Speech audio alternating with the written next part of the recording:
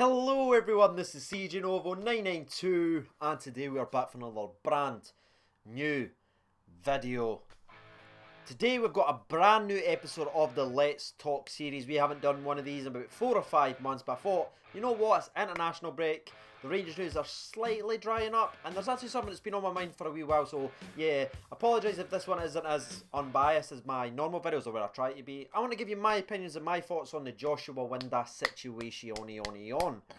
You'll know by that deliciously clickbaity tell, we're talking about Josh Windass. Now, Josh Windass splits the fans, maybe, I was guessing right down the middle, but I think it's probably around about 60-40, who actually knows these days. There's always these things, always the stories. I know the Sun was running stupid stuff because he replied to someone's tweet. Aye, that makes the news. Aye, that got more coverage in the Russell Martin sectarianism bullshit. Weird, that, innit? And before we actually go in and start talking about his goals and assists and I start bringing some stats, what I want from you, if you're watching this video just now, is to put your opinions on Josh Windass. Maybe before the videos, if you're watching it just now, before I give you into the news, let me know what you're thinking about Josh Windass. I'm obviously going to read about Twitters, and we don't have polls or that YouTube, so that's what that comment section for. Give me your opinion, and at the end of the video, after I've kind of shown you where I stand with him, see if it changes at all, and obviously while you're there, hit that like button. Helps the channel. Thank you. So me and Josh Windass go way back. If you go back to last season, one of his first games was obviously the 5-1, and he had a very good performance. I came out, sang his praise, and then after that he kind of slowly drifted in and out, and obviously that coined the name Bangle Boy. Bangle Boy was my name for him because he used to have a bangle, and he's a boy. And his performances were very wayward. He'd have an okay game, and then he'd just be bad, and he'd bad and bad. He was learning his way and learning how to be a Rangers football player. That kind of joke carried on till the start of this season, where he chopped all his hair off, cut my material in half. Thanks for that, Josh. And let's not forget the moment where Josh scored and allowed me to get a haircut. Show it. Sit with us.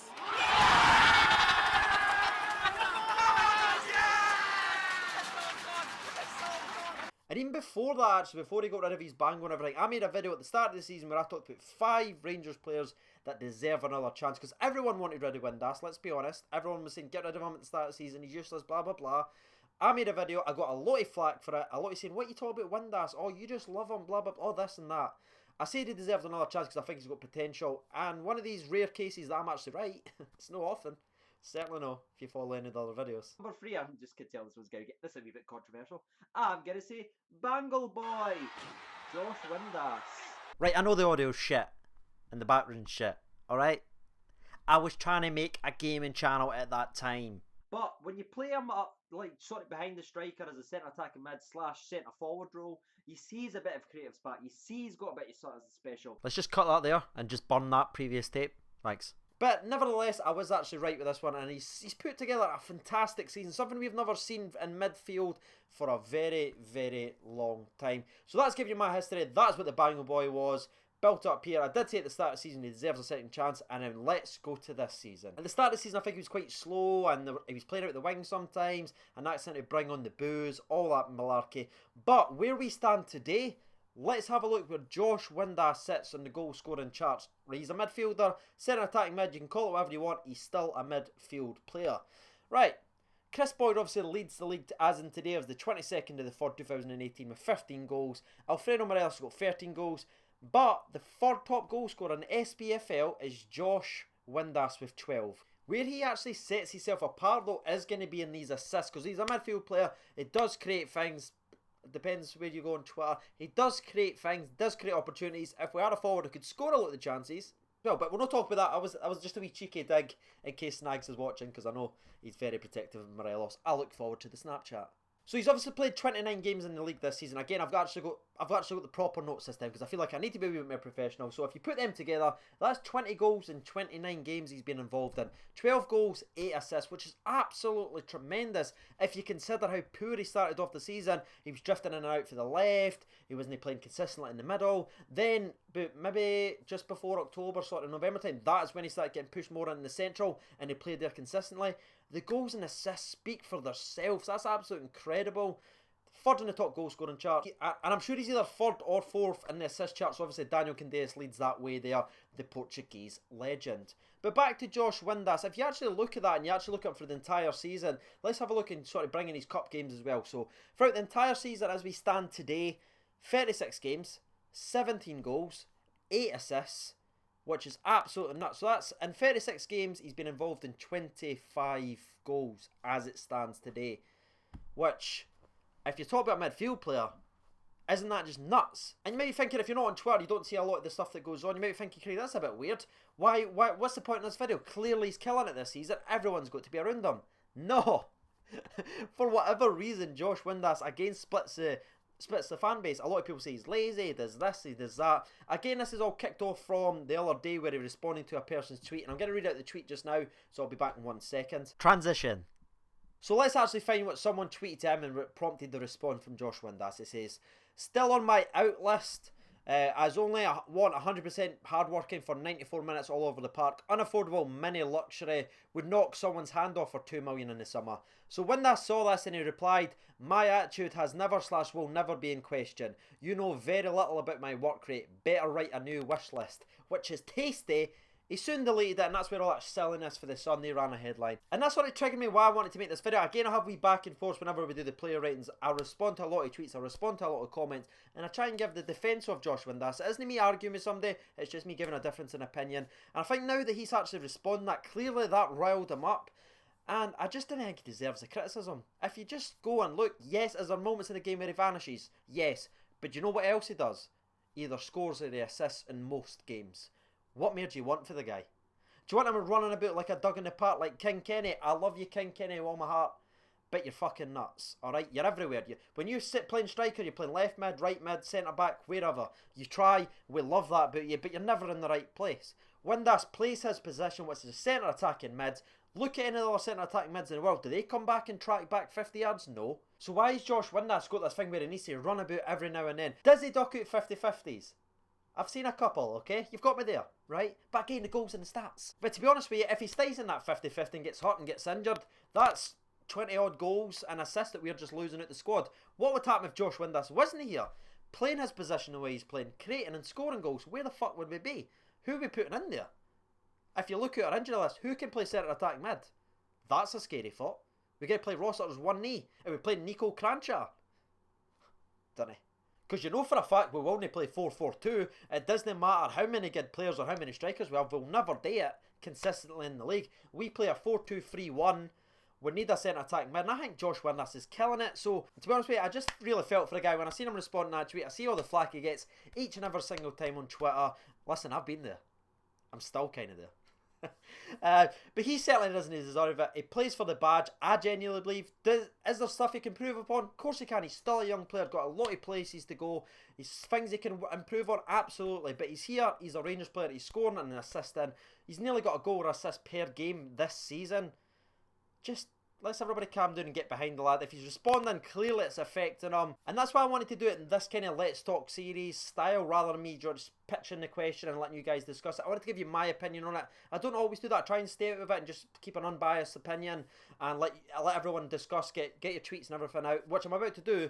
But I wanted to kind of have a 5-6 minute rant because I've not had one in a while. So yeah, Josh Windass, I've got your back, brother. Stats are more important than participation medals. And by participation medal, what I actually think I meant to say there was stats, goals, assists are more important than winning 50-50s. How many 50-50 duels you won? How many kilometres did you run? Goals and assists wins you games. And he's doing that. Right, ladies and gentlemen, boys and girls, that is going to be the Let's Talk side of things. How do you feel now that I've kind of broke down and given my opinion? Have I swayed you at all? Or have I just reaffirmed why you hate Windass? Because CJ likes him. 3, 2, 1, sponsor break!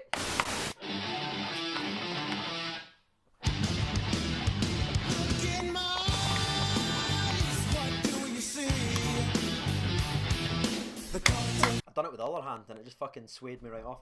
Right, let's actually get to the Twitter poll now and read out what people are actually thinking. Did I have it loaded up? Absolutely not. Transition. Right, let's read out the Twitter poll really quickly. It says, does Josh Windass deserve the criticism he receives weekly?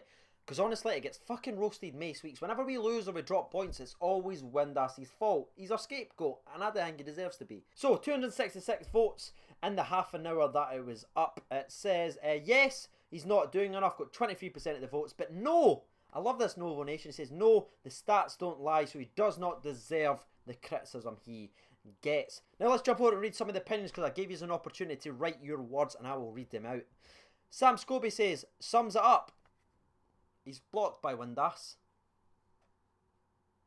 Poor show, Sam. He says, he asked him if he'd seen Passengers. I'd have blocked you, Sam. And I like you. Andrew Wilson said, I'd say it's been a good season for him, much better than last season. It's been an up and down season for Windass so far. He started out doing relatively well scoring wise, then went into a stage where he didn't do much for a couple of games, for the last couple of games of 2017. Then his career turned around, possibly under Murray as the manager. He started scoring and getting assists every few games, and the performance of the overall team got better. So did he, scoring 1 or 2 goals for a while. Then obviously he's been criticised, not doing enough in a game yet scoring, and I think he's amazing and hitting back for those who do nothing. But hate him playing with the cheeky little celebration. That was probably stupid to do, but I thought it was funny more than anything. And he also finishes with, and now most of the fans are on his side again and recognise there is a great wee player in there, but it takes time for that to develop, and there are still fans that just hate him, which I just don't understand. Me too, mate. What a fantastic effort from Andrew Wilson. We greatly appreciate that. Jake Andrew Watts says, love him. On his day, he's the best player in Scotland, bar maybe Lee Griffiths. I'm not reading the rest. You've lost the rights, okay? Mentioning that wee fummy bastard in here, honestly. How dare you, Jake? Jamie Shepherd says, at times he's brilliant and he's definitely improved his game. Just look at the goals and assists, but there's some games where he goes missing, and then there seems to be the only important games they hurt us the most. It seems as though he's a scapegoat most of the time, though. What we say back to that is, he had one one-on-one with Celtic, he scored it. That's kind of a dickhead move-ish, but hopefully I'm explaining what really I mean there. He had one opportunity against Celtic, he took it. That's, at the end of the day, we scored 2 goals. Windass got 1. Doesn't matter what he done the rest of it. He done his job. He was through 1-on-1. He scored. He done his job for us to give us an opportunity to win the game. Ben at Ben RFC 1872. I like him. Said from day one there is a player in there. Just needs to get some consistency. He's scoring goals but needs to add more to his game. He's got a huge potential to be a really good player for us in the coming years. Fingers crossed, mate. Mark Menzies, the channel legend, said, I can't. My heat will explode. He fucking scores assists but makes it look like he's doing nothing. Can he make my mind up a decision about him? Chris Wright says he's done quite well, but that's it. His personality is repellent. That's my main issue with him. He cuts about like God's gift this season, and he's only really had a decent season so far, which has resulted in us winning absolutely fuck all at the minute. He can act like that as soon as we win something. Fair enough, but I'm not going to argue with that. Is your opinion. No one's right or wrong. Steve at Chubb STDD. He has talent, but can be lazy, and after 60 minutes, he's like a missing person.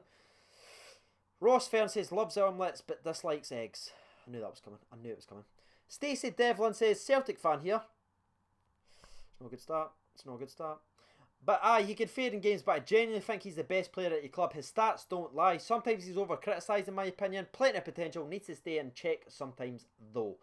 Last one I'm going to read it comes from Robbie Sempom. Gets too much stick and criticism. If you go by stats, he's the most informed player in the league.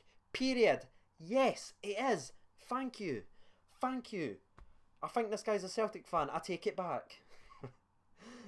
Could have done more, but it's not his game. Had a chance against Celtic. Took it. Done nothing. After that, still scored a chance. And the goals win you games. End off. Tidy, mate. I love that. And that's how I'm going to end it. If Josh Windass does happen to see that, bring the bango back. Let me get my material. Alright, I'm running low. That's my thoughts on the Josh Windass situation, and what is yours? I think he doesn't deserve the criticism he receives each week. He doesn't deserve to be the scapegoat. Look at what he does. Yes, you can say maybe he doesn't do this, or maybe in the 60th minute he didn't run for 4 minutes, blah blah blah. He's still either scoring or assisting in a Mace game, and he scored against Celtic, which is probably the toughest opposition. We struggle against them. He's got a goal against them and a very good performance last season as well. That's going to be the video done. I know it's slightly different, but I just wanted to just get my feelings out there and see what your reaction is down in the comments below. I've been Teaching Over 92. That has been Andy. Thanks for watching, and bye-bye.